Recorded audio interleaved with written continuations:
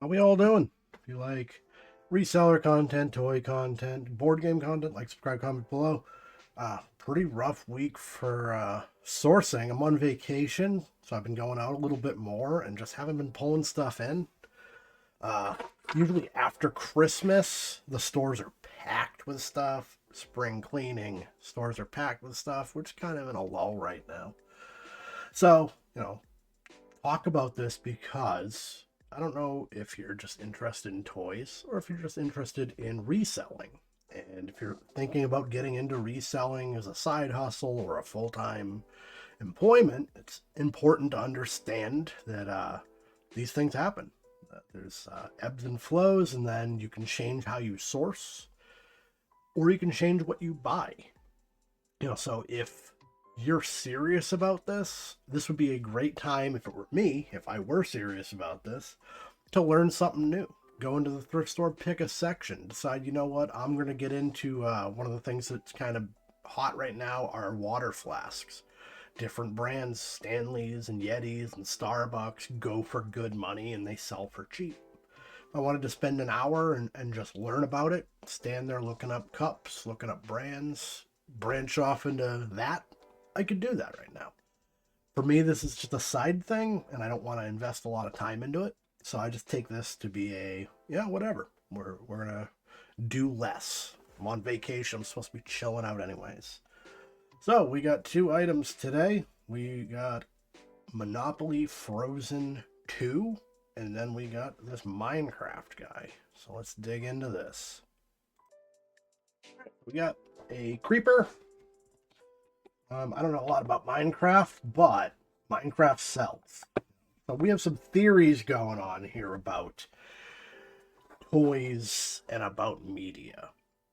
Because we're in an age of streaming, and because of that, all media is instantly accessible and it's timeless at this point. And I feel like Minecraft has crossed that bridge where people my age were playing Minecraft when they were like in their 20s. And now those people are having kids, and those kids can play Minecraft. My kid plays Minecraft. I never got into it, but it was around. And once you're like generational, I think it's going to exist in perpetuity. I think Minecraft will always exist, or Roblox, or something might replace it, but conceptually it'll always be around. I was a Ninja Turtle for Halloween when I was like 7. My 3 and 5 year old were Ninja Turtles this year. Their kids will probably be Ninja Turtles too. So once you hit that point of like, oh, this is going to exist basically forever, it really takes the guesswork out of buying the stuff because this will sell. There's no question about it. It's just a matter of pricing it at a point where I make decent money, and I could either price it low and it goes out the door immediately, or I price it a little higher. It takes longer, but eventually I sell. So, anyways, I don't know what the different kinds of creepers is. This is like a spider. The company's Notch. It was decent quality, so I grabbed it, and my camera fell over.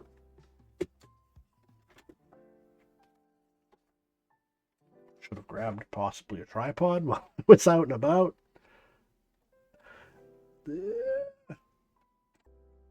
Okay, technical difficulties, but yeah, I have a floor-length tripod. There's really no good way to set this thing up.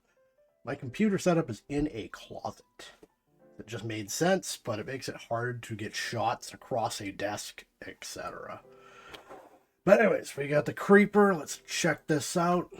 2,800 Minecraft creeper figures. And I don't know the difference, so I might learn a little bit about this. So I thought they were like zombies, and they're bipeds, but apparently some of them are not. So we got this guy up here. He's not the same, though. This kind of has a wider base. Bigger guy. So here he is, 6-inch vinyl figure Notch. 19 bucks. I paid $2 for this, by the way. So to get an idea what's out there. So these are a little different. Oh, that's a 1-inch. Okay. So we'll put Notch kind of narrow this down a bit. So, okay, so there's a front and there's a back. So that guy's rotated backwards, but it's the same guy. So look at it, 19, 18, 19, 13, 14, 20, 12. So 12's on our low end, but it's a good spread of numbers. So you can kind of just throw it out there for whatever you want. That's 53 of these now. So our sold on this, 5 out of 53 is not terrible, not great. But we're seeing the pricing here. These guys threw bids up. People bought it because it was cheap. People that were really looking for it paid the $20 for these. So what we're going to do, being as we paid $2 for it, we're going to throw it up there at 10. So I don't have to make a killing, and it's not huge, but I don't want to store it. So at 10, I will probably sell it this week. And I made money on it. All right, let's look at Frozen. All right, then we got another Monopoly. I do these all the time. I don't buy them for complete games because I don't want to store them. I buy them for parts. The board games, we buy things that are collectible, things that are playable, parts for the other two. Frozen's extremely monetized, possibly the most monetized Disney product of all time. So this is going to move. It's parts. And my price point on any Monopoly is $2. 2 or under for any Monopoly, because I can break it up into at least 3 lots that pay me $3 each. Alright. This is definitely missing stuff. You can see there's never that much room in a Monopoly box. So, there may have been a money tray, which would make sense. So we get a board. Taking off camera so it's not taking up any space. Check out the board. See, even if I wanted to sell it, it's damaged. Somebody didn't fold the board up right and they broke it in half. Let's see, we got, the standard Monopoly stuff. They don't really deviate very often. Sometimes they change jail to be something else. In this case, they didn't bother, despite the fact jail doesn't really make sense in this context. But we got the hood. It's just pieces of the movie. It's probably just in order of it is in fact in order of what happens in the movie going around. You buy those. I don't know what they're called. We got the elements instead of the train stations, and we got Royal Decree and Snowflake and Family Chest. So 2 Royal Decrees. What is the power plant? Power plant and a water plant have to be something. It just must be Royal Decree. Okay, whatever. So yeah, the board's no good. One of my kids loves Frozen. I'll set this aside. He will think it's great. And then we're gonna have the other parts. So we have a manual. That's not gonna move. This isn't vintage whatsoever. So stuff like manuals where people are trying to complete a set, probably not going to be happening. But we have the money. So 50 snowflakes, Olaf bucks. Sort those out. And then we got the property cards. So property, community chest, and chance I put together into one lot. It just helps them move along a little bit. I'm definitely not the only person doing this.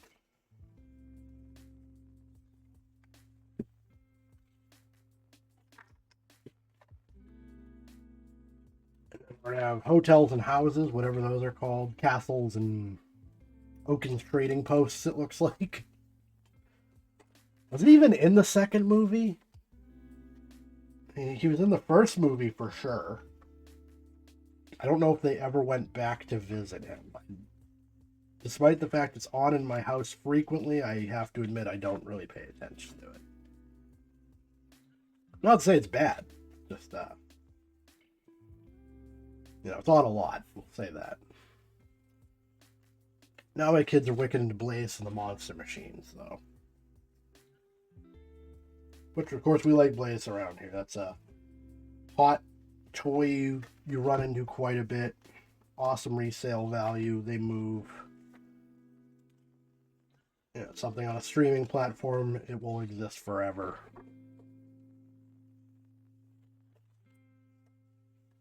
I didn't know it was actually a Nickelodeon product.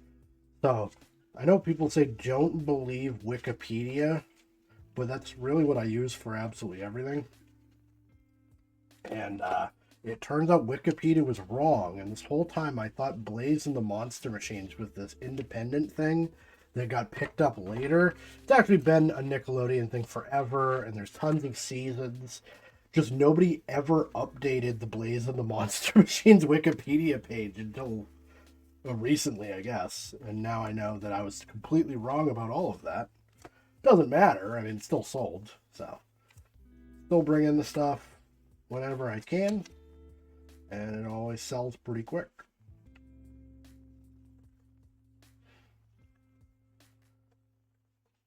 Of course, the tough part is my kids like it. So when I bring stuff in, I've been doing this longer than I've had most of them. So, in fact, longer than I've had any of them. So this is just a fact of life. It's not weird that Daddy has toys that are just for him. They'll see stuff and they'll ask if it's there, so I'll let them know it is for sale, and then that's kind of the end of it. Occasionally they do get into stuff, but I was cleaning up their toy room, and my youngest had stolen a toy out of my unsorted stuff, which I sold, couldn't find it, for the life of me. And then I ended up having to, I think I gave the guy a free something or other, and he was cool about it. And I found it, like, aha. So that's why I couldn't find this. I have a pretty good filing process. I'm not going to say it's perfect, but I don't really lose things. It may take me a while to track them down, but they are generally there. We'll dump it.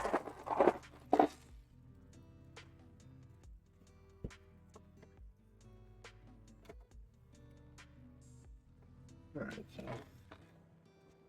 get an idea of what we have. I'm guessing it's going to be complete.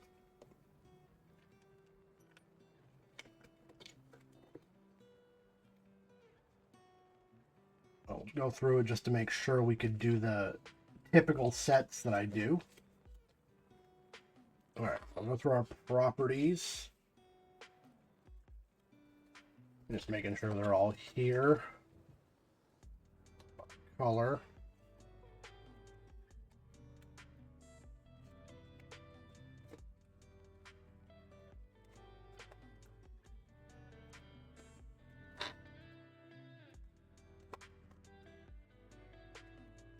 Uh-oh. We are missing a brown. We'll see if it might have got shuffled in somewhere else. So if we don't have all of them, we're pretty much sunk on that. Because it's just not... They don't move well enough to sell partial sets of cards. There. Sometimes they get stuck in the rule book. There it is. We have all our properties.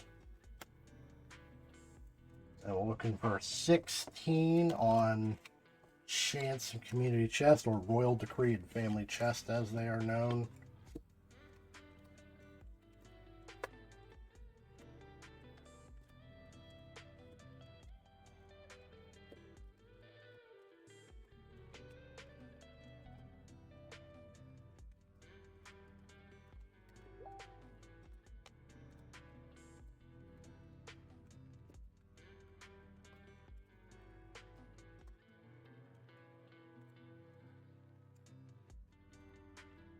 And we got all 16 on each, so Royal Decree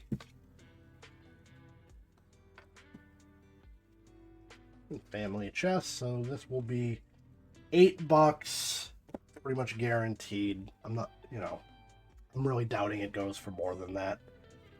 Some of the older sets you could get more, like the Star Warsy stuff tends to go for more.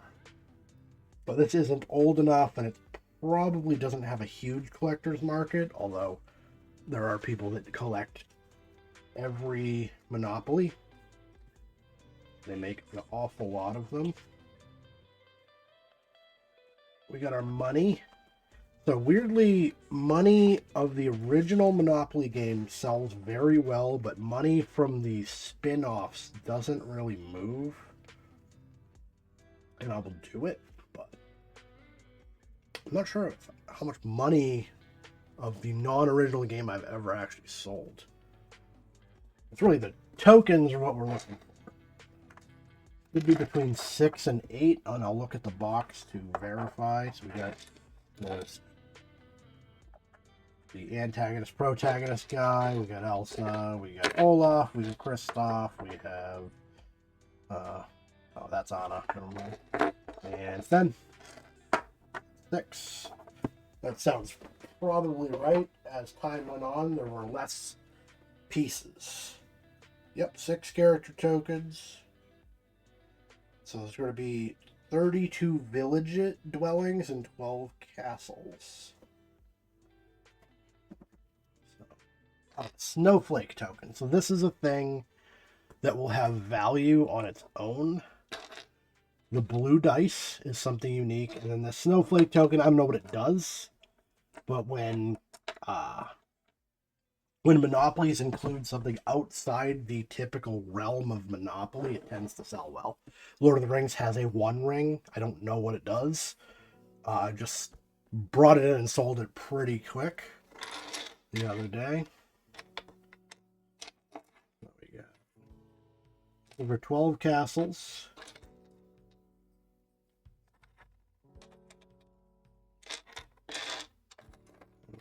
12 and 32 houses.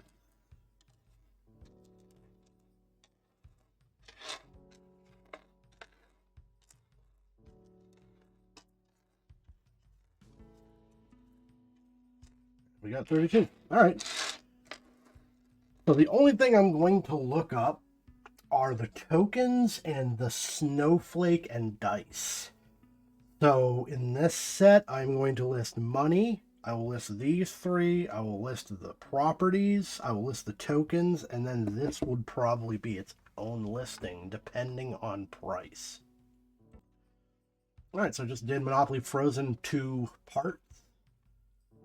The issue is it Frozen 2 or is it Frozen II? Because they're doing the Roman numerals.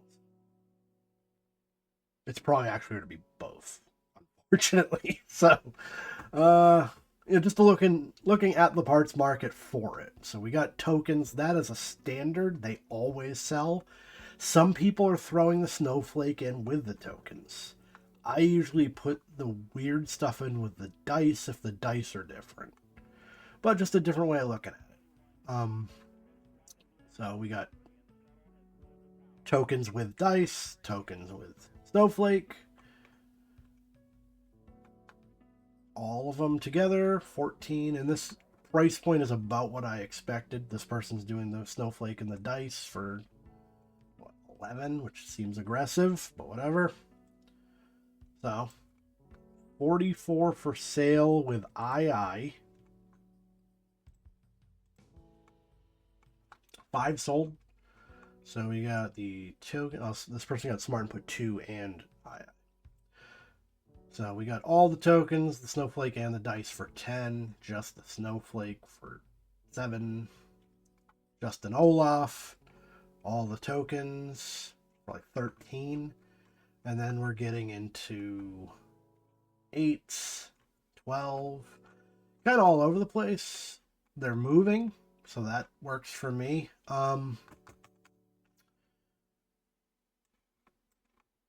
Yeah, I think just for sake of moving this, I'm actually going to pair all these, and I'll do 12 on that. 8, 8, 8.